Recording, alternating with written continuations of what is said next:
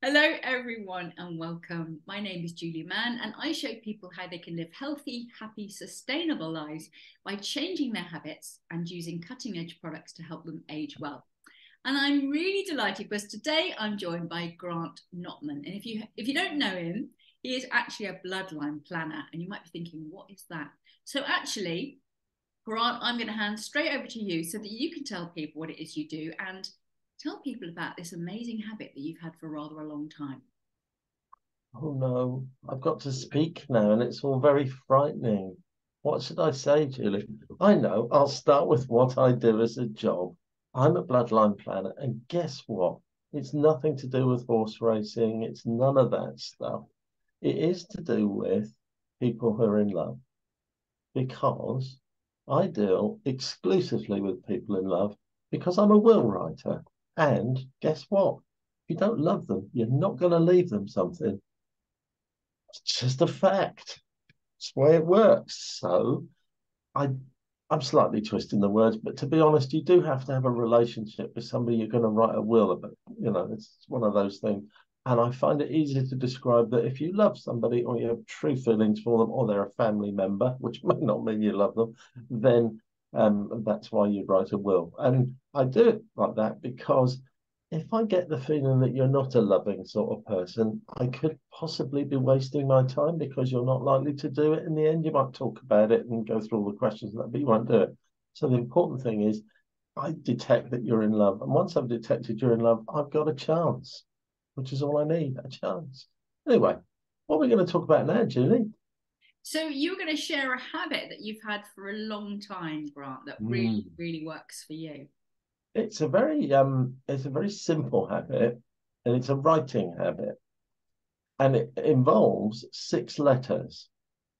And the six letters are Mannact. And if you write it on a piece of paper, it spells out Man Act. And you're thinking, what is this bloke on about? Now, when I go to a business meeting with people, not necessarily writing their will, but if I'm going to a business meeting where I might be buying something or somebody's trying to sell me something and all that sort of stuff, I write at the top of the paper Man Act. And you probably want to know what that means. Yeah, I do actually, funnily enough. So, Manak, the first bit is money. And it's all about the whole thing is about how you qualify whether or not you're in a meeting that's worthwhile or not. Because people go to meetings that's not always worthwhile. But if you're in a sales scenario, let's say, you might want to qualify the customer just to make sure that you do know what's going on and whether or not you're actually going to get a sale. And if you can answer the six simple questions, which is money, authority, need, areas of interest, competition, and timescale, which is the spelling of Manact, then you're part way towards being able to qualify that client as to whether they're a prospect or not.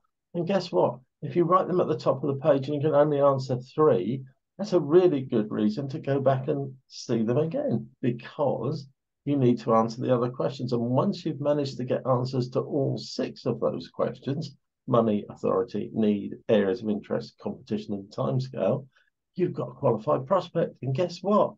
Then you know whether you're going to get any business. And guess what? That's why you're doing it. Because if you don't qualify and you don't get any business, you're just wasting your time.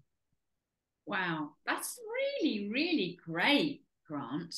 Here you So go. is it that if you're able to answer the three of the six that you think, well, they're worth going back and talking to, what point do you say no, this isn't going anywhere? So let's take them one at a time. If they don't have any money, so there's no budget for the project that you're talking to them about, you don't need the other five because they haven't got any money.